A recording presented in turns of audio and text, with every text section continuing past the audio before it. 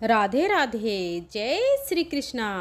आप सभी का दिन शुभ और मंगलमय हो और भगवान श्री सूर्य नारायण की कृपा आप पर सदा सर्वदा बनी रहे। आज सुनिए ज्येष्ठ मास महात्म्य का अध्याय 20। आज के अध्याय में आप जानेंगे सूर्य प्रतिमा का निर्माण विधि, भगवान सूर्य की प्रतिमा के अधिवासन और प्रतिष्ठा का विधान तथा फल का वर्णन। नारद जी ने कहा, यदु शरदुल में सभी देवों की प्रतिमा का लक्षण विशेष रूप से आदित्य की प्रतिमा का लक्षण कहता हूँ।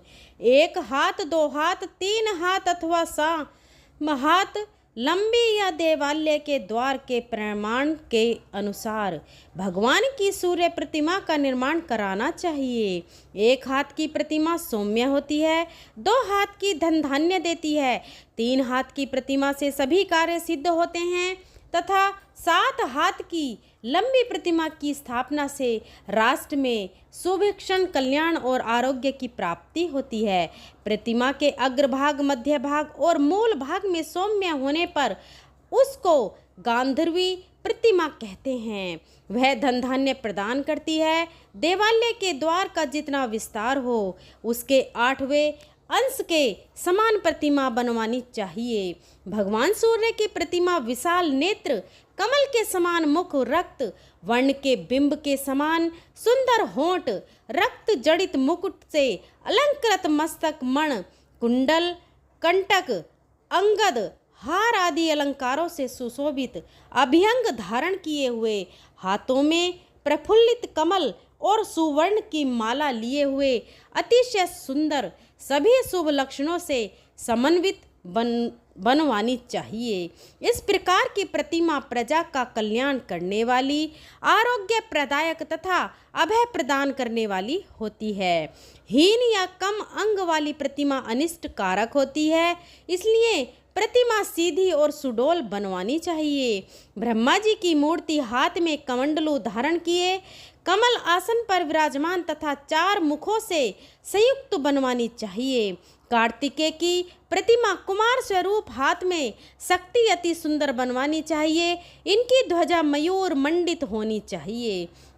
इंद्र की प्रतिमा 4 दांतों से युक्त, सफेद दांतों वाले, अरावत गज पर आरूढ़ तथा हाथ में व्रज धारण किए हुए बनवानी चाहिए। इस प्रकार देवों की प्रतिमा शुभ लक्षणों से युक्त और सुंदर बनवानी चाहिए। नारद जी बोले, सांब भगवान सूर्य की इस प्रकार की प्रतिमा बनवाकर ईशान कोण में 4 तोरण, पल्लव, पुष्प, माला, पका आदि से विभूषित करके फिर अधिवासन के लिए मंडप का निर्माण करवाना चाहिए। कांसे की मूर्ति श्री विजय, बल, यश, आयु और धन प्रदान करती है। मिट्टी की प्रतिमा प्रजा का कल्याण करती है। मणिमयी प्रतिमा कल्याण और सुभक्षित प्रदान करती है। सुवर्ण की प्रतिमा पुष्टि, चांदी की मूर्ति कीर्ति, ताम्र की मूर्ति प्रजा वृद्धि तथा पाषाण की प्रतिमा विपुल भूमि लाभ कराती है। लोहे, शीशे एवं रांगे की मूर्तियां अनिष्ट करने वाली होती हैं, इसलिए इन धातुओं की प्रतिमा नहीं बनवानी चाहिए। सामने पूछा, नारद जी, भगवान सूर्य सर्वदेवमय कहे गए हैं, यह उनका सर्वदेवमयत्व कैसा है, उसे कृपा कर बताएं। तब नारद जी ने कहा, सांब तुमने बड़ी अच्छी बात पूछी है, अब मैं यह सब बता रहा हूँ, इसे ध्यान पूर्वक सुनो। भगवान सूर्य सर्वदेव में हैं। उनके नेत्रों में बुध और सोम, ललाट पर भगवान शंकर, सिर में ब्रह्मा, कपाल में बृहस्पति, कंठ में एकादश रुद्र, दांतों में नक्षत्र और ग्रहों का निवास है। ओष्ठों में धर्म और अधर्म, जिह्वा में सर्वशास्त्रमयी महादेवी सरस्वती स्थित हैं। कणों में दिशाएं और विदेशाएं, तालु देश में ब्रह्मा और इंद्र स्थित हैं। इसी प्रकार भूमध्य में 12 आदित्य, रोमकूपों में सभी ऋषि गण, पेट में समुद्र, हृदय में पक्ष, किन्नर, गंधर्व, पिशाच, दानव और राक्षस गण विराजमान हैं। भुजाओं में नदियां, कक्षाओं में वृक्ष, पीठ के मध्य में मेरु दोनों स्तनों के बीच में मंगल और नाभि मंडल में धर्मराज का निवास है। कटी प्रदेश में पृथ्वी आदि लिंग में सृष्टि, जानुओं में अश्वनी कुमार, उर्वों में पर्वत नखों के मध्य, सातों पाताल चरणों के बीच वन और समुद्र सहित भूमंडल तथा दंत अंतरों में कालाग्नि रुद्र स्थित हैं। इस प्रकार भगवान सूर्य सर्वदेव में तथा सभी देवताओं के आत्मा हैं।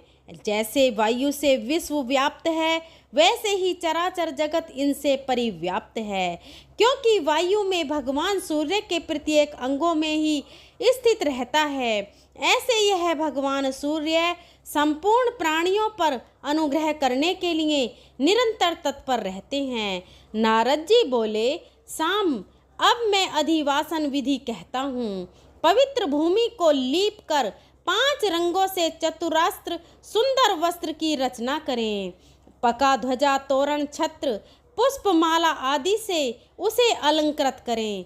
मंडल में कुसा बिछाएं और सूर्य देव की मूर्ति पर स्थापित करें। भगवान सूर्य का आह्वान कर उन्हें अर्घ दें। मधु, पर्क तथा वस्त्र, यज्ञोपवीत आदि से पूजन करें और अपव्यंग अर्पण करें। जिस प्रकार देवताओं को पवित्रक अर्पण किया जाता है, वैसे ही हर वर्ष श्रावण मास में नवीन अव्यंग की रचना करके सूर्य नारायण को समर्पित करना चाहिए। इनका यह पवित्र तक है। नवीन अव्यंग के समर्पण के समय ब्राह्मणों को भोजन कराएं। भगवान की प्रतिमा को सुगंधित द्रव्यों से उपयुक्त कर पुष्प माला चढ़ाएं तथा धूप आदि दिखाएं। नमः शिवाय इस मंत्र से भगवान की प्रतिमा को शेष के ऊपर शयन कराएं। संपूर्ण कामनाओं की पूर्ति के लिए इस प्रकार 5 दिन 3 दिन अथवा एक ही रात्रि प्रतिमा का अधिवासन करें। देवालय के ईशान कोण में उत्तम स्थान के मध्य में कुसा बिछाकर वहां शुक्ल वस्त्रों से सुसज्जित सैया रखें। सैया का सिरहाना पूर्व मुख रखा जाए। उसी सैया पर भगवान सूर्य की प्रतिमा को शयन कराएं। उनके दाहिने भाग में निक्षुभा, वाम भाग में रागी और चरणों के पास दंड नायक तथा पिंगल को स्थापित करें। उस रात्रि में सूर्य के पास जागरण करें। वंदी चारण से स्तुत, नृत्य, गीत आदि उत्सव कराएं। प्रभात होते ही ऋग्वेद के विधान से प्रतिमा का उद्बोधन करें और स्वस्तिक वाचन पूर्वक भगवान की पूजन करें। ब्राह्मण तथा भोजकों को हरिष्यान भोजन कराएं तथा उन्हें दक्षिणा देकर प्रसन्न करें। अनंतर मंदिर के गर्भगृह में पिंडिका के ऊपर 7 अश्वों से युक्त सुवर्ण का रथ स्थापित कर सूर्य नारायण को अर्घ देकर मंगल वादों के साथ जलधारा गिराएं। फिर उत्तम मुहूर्त और स्त्री लगन में प्रतिमा की स्थापना करें। प्रतिमा का मुख नीचे ऊपर या अलग बगल तिरछा ना हो, वरण सीधा और समान हो। भगवान सूर्य की प्रतिमा के दक्षिण भाग में और वाम भाग में क्रमशः निभुक्षा और रागी की प्रतिमा स्थापित करें। अनंतर मोदक, सस्कुली, प्यास, कृषक आदि से इंद्र आदि 10 दिग्पालों का आह्वान तथा पूजन करके उन्हें बलि समर्पित करें। इसके अनंतर स्तुतियों तथा विविध उपचारों से सूर्य देव का पूजन करके ब्राह्मण और भोजकों को भोजन कराएं और उन्हें दक्षिणा दें। इस प्रकार भक्तों द्वारा भक्ति पूर्वक प्रतिमा की स्थापना किए जाने पर वह उनकी सभी प्रकार कल्याण, मंगल और सुख समृद्धि की वृद्धि करती है और उसमें भगवान सूर्य का नित्य सानिध्य रहता है।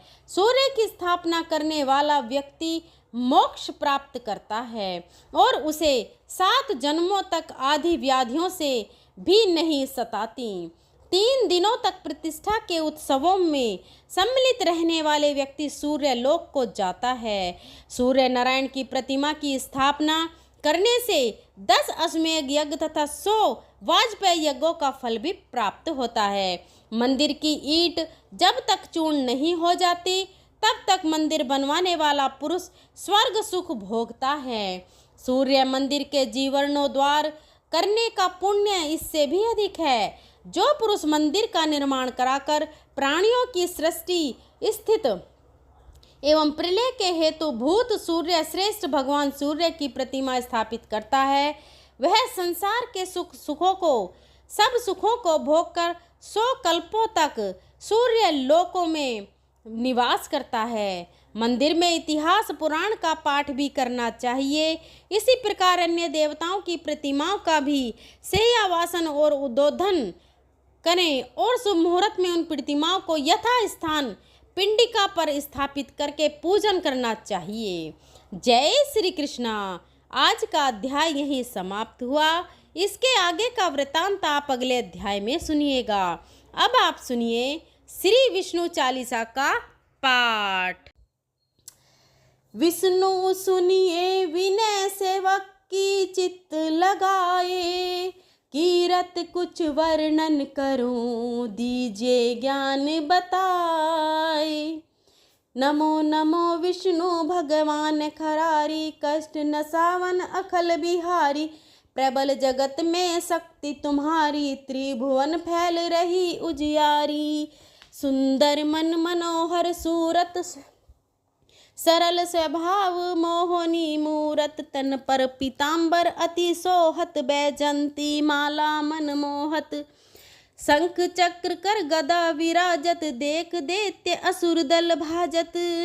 सत्य धर्म मद लोभन गाजे, काम क्रोध मद लोभन छाजे।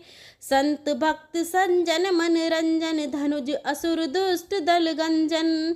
सुख उपजाए कष्ट सब भंजन, दोष मिटाए करत जन सज्जन। पाप काट भव सिंधु उतारण, कष्ट नाश कर भक्त उबारण। करत अनेक रूप प्रभु धारण, केवल आप भक्ति के कारण। धरणी धेनु बन तुम ही पुकारा, तब तुम रूप राम का धारा। भार उतार असुर दल मारा, रावण आदिक को संहारा। आप वराहा रूप बनाया, हिरण्याक्ष को मार गिराया। धर्मस्य तन सिंधु बनाया, चोह रतन को निकलाया। अमलिक असुरन द्वंद मचाया, रूप मोहिनी आप दिखाया। देवों को अमृत पान कराया, असुरन को छवि से बहलाया। कुकुर्म रूप धर सिंधु मजाया, मंद्राचल गिरि तुरंत उठाया। शंकर का तुम फंद छुड़ाया, भस्मासुर को रूप दिखाया। वेदन को जब असुर डुबाया, कर प्रबंध उन्हें ढूंढवाया। मोहित बनकर खलय नचाया, उसी हे कर भस्म कराया। असुर जलंधर अति बलदाई, शंकर से उनकी थी लड़ाई। आर पार शिव सकल बनाई, कीन सती से छल खल जाई। सुमरिन कीन तुम्हें शिवरानी, बतलाई सब विपत कहानी। तब तुम बने मुनीश्वर ज्ञानी, वृंदा की सब सूरत भुलानी। देख तीन धनुज सैतानी, वृंदा आए तुम्हें लपटानी। हो स्पर्श धर्म क्षतिहानि, हना असुर और शिव सैतानी। तुमने ध्रुव प्रहलाद उबारो, हिरण्याक्ष आदि खल को मारो। गणिका और अजामिल तारे, बहुत भक्त भव सिंधु उतारे। हरऊ सकल संताप हमारे, कृपा करऊ हर सिर जनहारे। देखऊ मैं निज दर्शन तुम्हारे, दीप बंधु भक्तन हितकारे।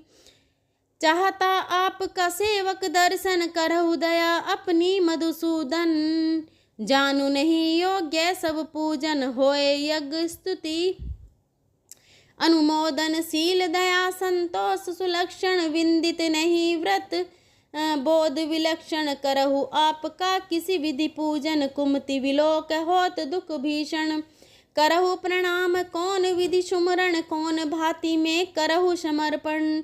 सुर मुनि करत सदा शिवकाई, हर्षत रहत परम गति पाई। दीन दुखिन पर सदा सहाई, निज जन जान ले अपनाई। पाप दोष संताप नसायो, भव बंधन से मुक्त करायो। सुत संपत्ति दे सुख उपजायो, निज चरणन का दास बनायो। निगम सदा ये विनय सुनावे, पढ़े सुने सो जन सुख पावे। श्री विष्णु चालीसा समाप्त होता है। प्रेम से बोलिए भगवान विष्णु और माता लक्ष्मी की जय। भक्तों, आपको आज की कथा कैसी लगी कमेंट बॉक्स में ज़रूर बताएं। अगर आपको कथा पसंद आई हो तो अपनी फ्रेंड और फैमिली में शेयर करें और हमारे चैनल सुविचार विद रीना को सब्सक्राइब करें। हमारे चैनल पर रोज़ के दिन की कथाएं और जेठ मास का महात्म्य रोज प्रस्तुत हो रहा है, तो आप हमारे चैनल पर जाकर उन सबको सुन सकते हैं। यहाँ तक के बने रहने के लिए बहुत बहुत धन्यवाद। अगर मेरे बोलने में कोई त्रुटि रही हो तो मैं हाथ जोड़कर क्षमा मांगती हूँ। धन्यवाद।